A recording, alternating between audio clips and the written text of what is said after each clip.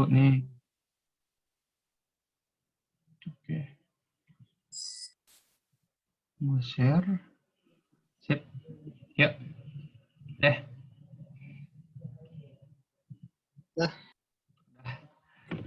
Bismillahirrahmanirrahim. Ya. Assalamualaikum warahmatullahi wabarakatuh. Warahmatullahi wabarakatuh. Konbanwa minasang, kami dari kelompok 3 pada kesempatan kali ini akan mempresentasikan hasil diskusi mengenai semantik bahasa Jepang, analisis mengenai makna dasar dan makna perluasan, disusun oleh Alifiansa dan Muhammad Abid. Ya. Di slide selanjutnya dimulai dari pengertian makna dasar dan makna perluasan. Makna dasar disebut dengan Kihongi, merupakan makna asli yang dimiliki oleh suatu kata. Makna asli yang dimaksud yaitu makna bahasa yang digunakan pada masa sekarang ini. Makna dasar terkadang disebut juga sebagai makna pusat atau core atau makna prototype, meskipun tidak sama persis. Yang kedua ialah makna perluasan. Enggi merupakan makna yang muncul sebagai hasil perluasan dari makna dasar. Di antaranya akibat penggunaan secara kiasan atau majas, atau bisa disebut juga hiu. Selanjutnya, presentasi akan dilanjutkan oleh Alifiansa. Ya, sebelumnya terima kasih untuk Abid atas pembukaannya, dan di sini saya akan menjelaskan itu makna dasar dan makna perluasan dari buku Dasar-Dasar Linguistik ya. Sebelumnya agar minasang paham apa yang saya jelaskan, tolong buka buku ini, apa itu Dasar-Dasar Linguistik, buku Dasar-Dasar Linguistik, dan buku halaman 132, itu makna dasar dan makna perluasan. Jadi makna dasar, sebelumnya makna dasar dan makna perluasan, dalam buku ini, di makna perluasan itu ada tujuh ya, ada 7 karakter. Yang pertama itu dari konkret ke abstrak, dan dari ruang ke waktu, perubahan penggunaan indera, dari khusus ke umum, dari yang umum ke khusus atau spesialis, perubahan nilai ke arah positif, dan perubahan nilai ke arah negatif. Di sini ada 7 perubahan. Nah, kita di sini ngambil hasil analisis itu dari cerita Jepang yang bernama Ison Bushi. Ison Bushi itu adalah cerita rakyat Jepang, legenda Jepang, yaitu seorang pendekar Jepang yang sangat kecil, mempunyai badan kecil sekitar 3 cm lah, 3 cm, dan dia memiliki pedang, yaitu sebuah jarum. Nah, di sini ada ceritanya, dan kami tidak akan mengupasnya di sini satu-satu karena tidak akan masuk ke dalam durasi video. Dan di sini kita sudah melakukan analisis per kalimat, seperti apa makna dasar dan seperti apa makna perluasan. Ya, di sini dalam kalimat pertama ini dapat kalimat yang pertama, yaitu soste watashi wa isobushi to iu mono desu. Tono sama ni omeni kakaritai to imasta. Yang artinya, lalu saya bernama Insombushi ingin bertemu dengan Tuhan Besar. Ia berkata, ia berkatanya itu Insombushi ya berkata. Nah, makna dasar yang terdapat dalam kalimat ini adalah watashi, yaitu saya, Insombushi, dan Tono sama Tuhan Besar, dan me yang artinya mata. Nah, makna perluasan yang terdapat dalam kalimat ini, yang terdapat dalam kalimat ini, yaitu dalam kalimat ini adalah me, bukan menunjukkan makna dasarnya, yaitu sebuah mata.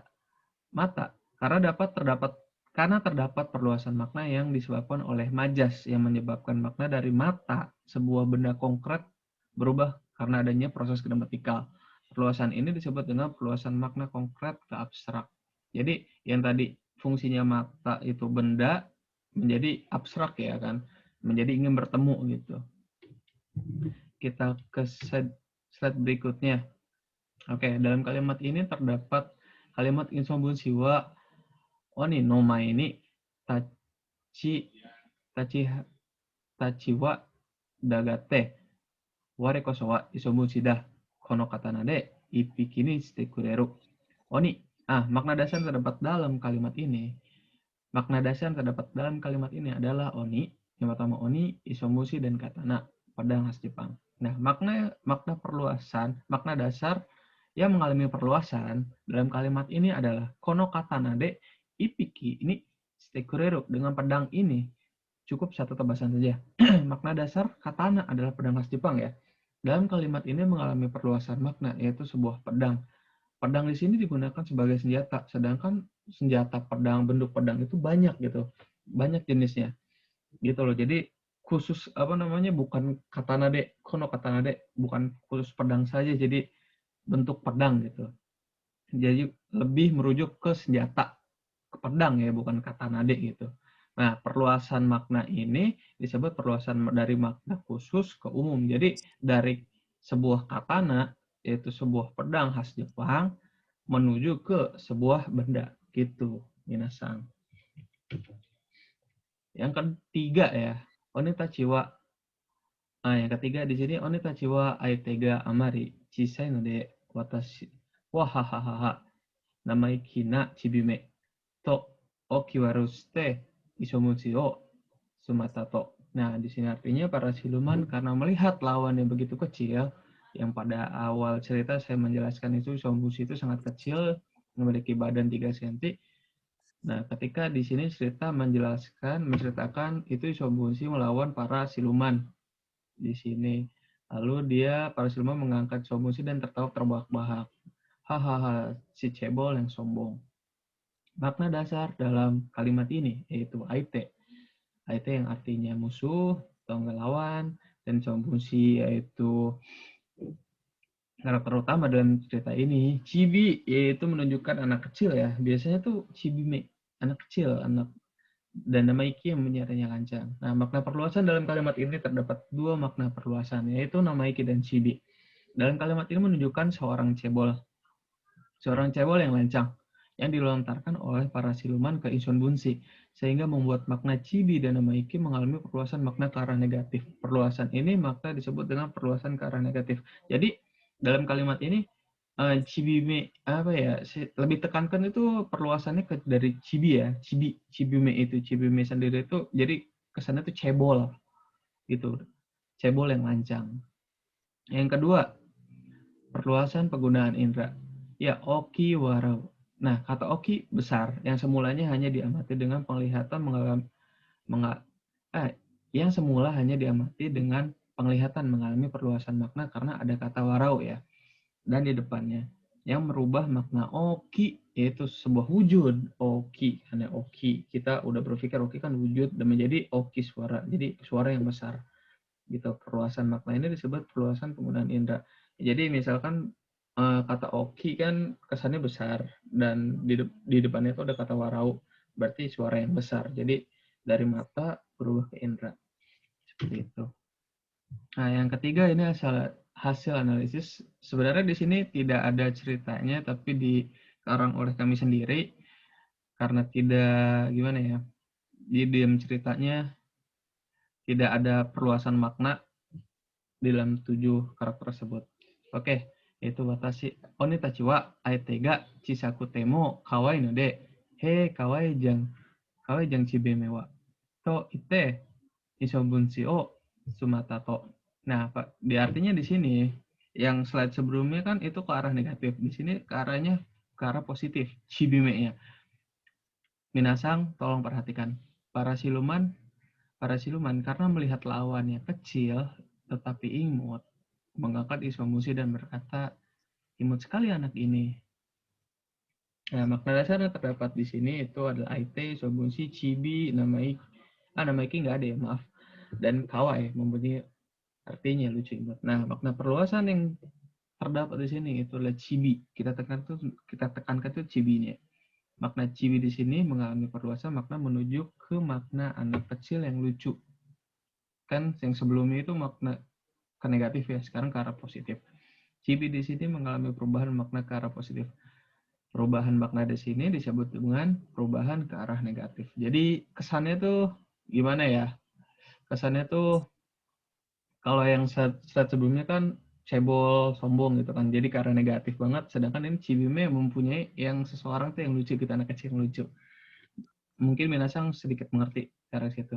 Bisa mengerti ya, Bit Sang? Nah, Paham ya? Oke. baik. Ini mungkin slide. Oke, slide.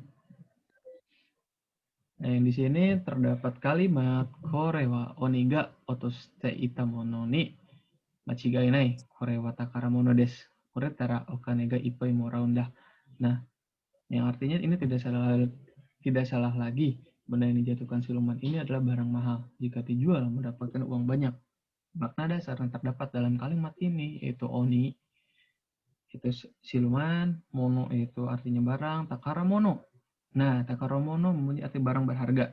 Nanti kita bakalan luasin lagi kenapa mengalami perubahan. Dan okane mempunyai artinya uang.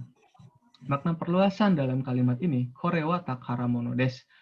Uretara okaneo ipai muraunda.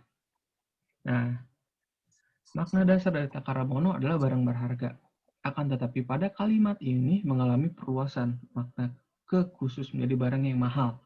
Karena ada jika dijual akan mendapatkan banyak uang. Yang dijelaskan pada akhir kalimat.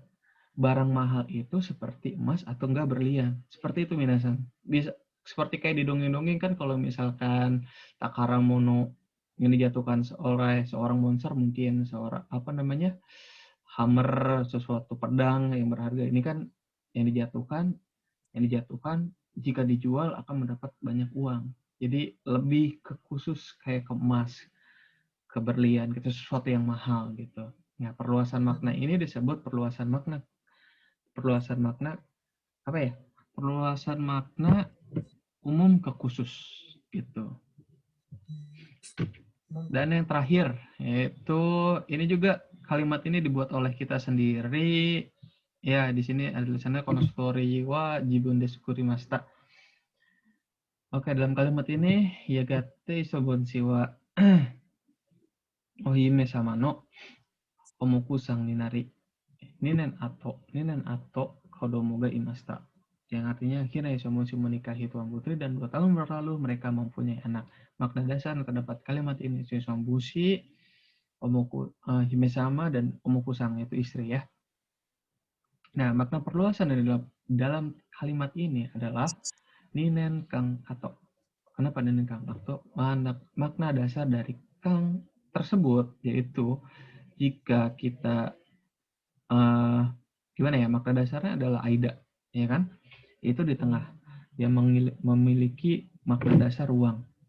Perluasan ini disebabkan adanya penambahan 2 tahun dalam kalimat sebelumnya yang mengubah makna aida sebagai ruang menjadi waktu. Itu minasang. Perluasan makna ini disebut perluasan makna dari ruang ke waktu. Jadi seperti itu. Ya, di sini kan aida kan itu di tengah-tengah kan. Sedangkan di Nengkang di tengah-tengah 2 tahun kan gak lucu gitu. Jadi ini Kang berlalu gitu 2 tahun yang berlalu seperti itu minasang. Ya sudah penjelasan dari saya, bisa balik lagi ke Abid Sang. Baik, terima kasih Alip Sang atas Ya. penjelasan materinya. Sekian presentasi dari kelompok kami. Bila mana ada salah kata mohon dimaafkan. Wassalamualaikum warahmatullahi wabarakatuh. Assalamualaikum warahmatullahi wabarakatuh.